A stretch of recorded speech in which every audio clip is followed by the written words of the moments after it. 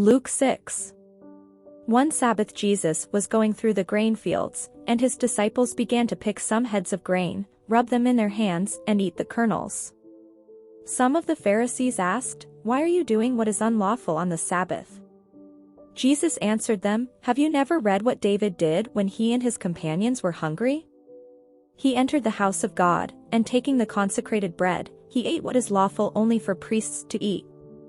And he also gave some to his companions." Then Jesus said to them, "The Son of Man is Lord of the Sabbath." On another Sabbath he went into the synagogue and was teaching, and a man was there whose right hand was shriveled. The Pharisees and the teachers of the law were looking for a reason to accuse Jesus, so they watched him closely to see if he would heal on the Sabbath. But Jesus knew what they were thinking and said to the man with the shriveled hand, "Get up and stand in front of everyone." So he got up and stood there. Then Jesus said to them, "I ask you, which is lawful on the Sabbath, to do good or to do evil, to save life or to destroy it?" He looked around at them all, and then said to the man, "Stretch out your hand." He did so, and his hand was completely restored. But the Pharisees and the teachers of the law were furious and began to discuss with one another what they might do to Jesus. One of those days Jesus went out to a mountainside to pray, and spent the night praying to God. When morning came, he called his disciples to him and chose 12 of them, whom he also designated apostles: Simon, whom he named Peter, his brother Andrew, James, John, Philip, Bartholomew, Matthew, Thomas, James son of Alphaeus, Simon who was called the Zealot, Judas son of James, and Judas Iscariot, who became a traitor. He went down with them and stood on a level place. A large crowd of his disciples was there, and a great number of people from all over Judea, from Jerusalem, and from the coastal region around Tyre and Sidon, who had come to hear him and to be healed of their diseases.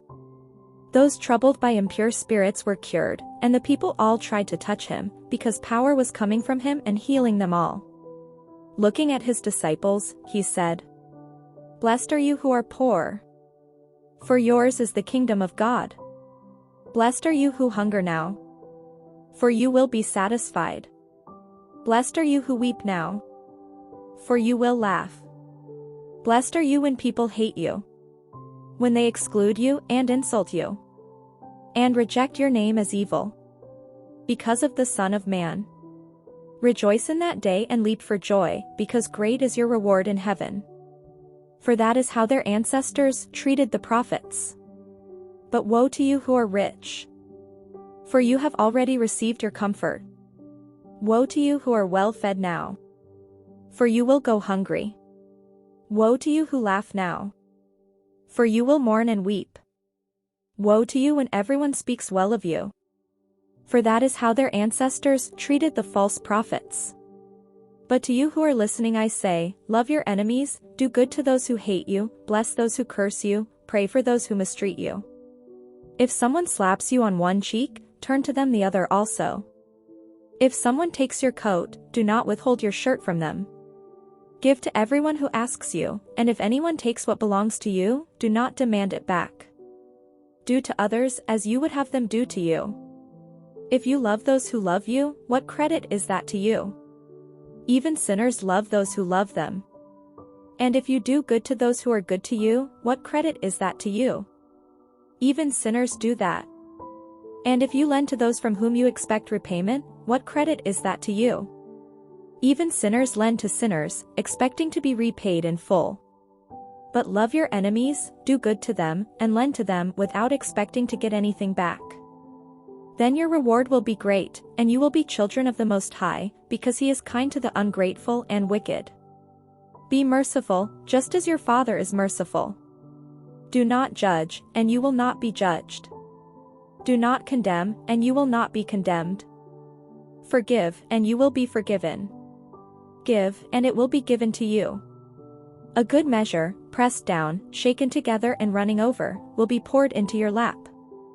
For with the measure you use, it will be measured to you. He also told them this parable: Can the blind lead the blind? Will they not both fall into a pit? The student is not above the teacher, but everyone who is fully trained will be like their teacher.